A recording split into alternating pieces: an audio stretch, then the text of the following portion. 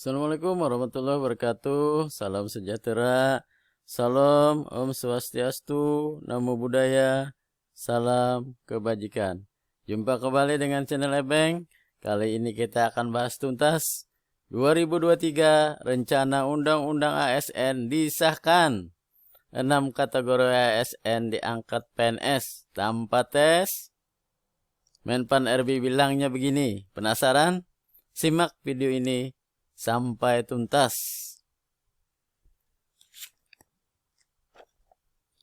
Dikutip dari jakarta-radarkaur.co.id, tahun 2023, rencana Undang-Undang ASN disahkan lewat rapat paripurna Dewan Perwakilan Rakyat Republik Indonesia. Hal demikian telah dijanjikan Ketua DPR Republik Indonesia Puan Maharani. Pengesahan revisi Undang-Undang ASN itu sangat ditunggu oleh tenaga honorer atau non-ASN di Indonesia. Sesuai dijanjikan, revisi Undang-Undang ASN isinya membuat tenaga honorer atau non-ASN diangkat PNS tanpa tes. Terlebih lagi, bagi formasi tenaga pendidikan dan tenaga kesehatan.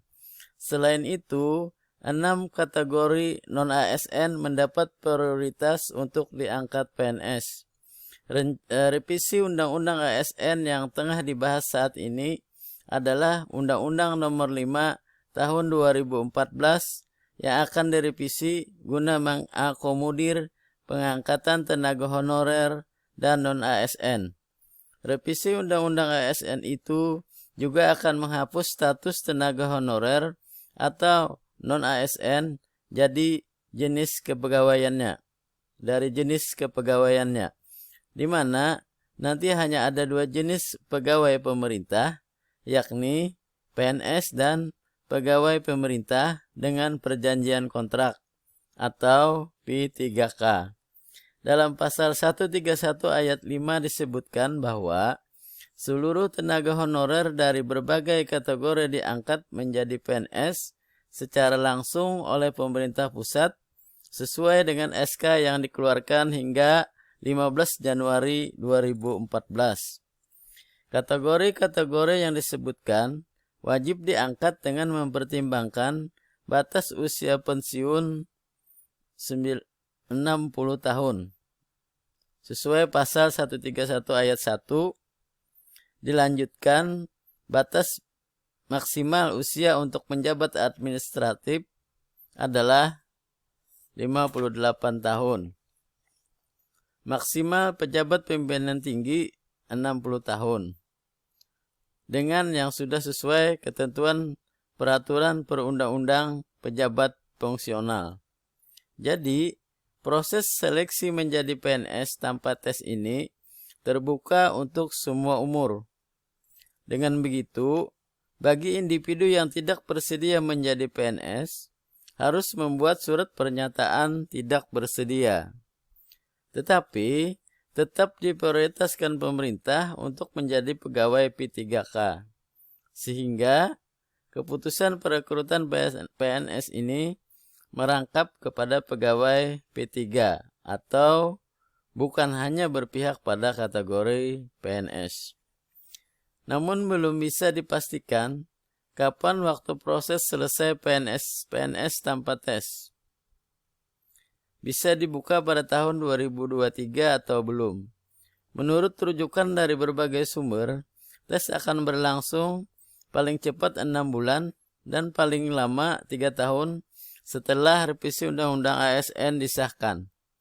Hal itu juga pernah dibahas dalam rapat rencana pengesahan revisi Undang-Undang ASN menjadi undang-undang. Wacana tenaga honorer bisa diangkat jadi PNS tanpa tes dilakukan dengan mempertimbangkan kesejahteraan honorer.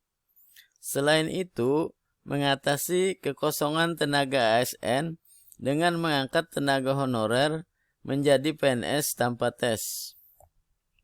Namun, agak berlawan dengan yang dijanjikan Dewan Perwakilan Rakyat Republik Indonesia, Menteri Pan-RB Abdullah Azwar Anas justru mengatakan penerimaan PNS atau P3K akan tetap dilakukan melalui mekanisme seleksi. Menteri Pan-RB beranggapan tidak mungkin menerima CPNS tanpa dilakukan seleksi. Namun, seleksi yang berupa bagaimana tentu masih dapat dibahas.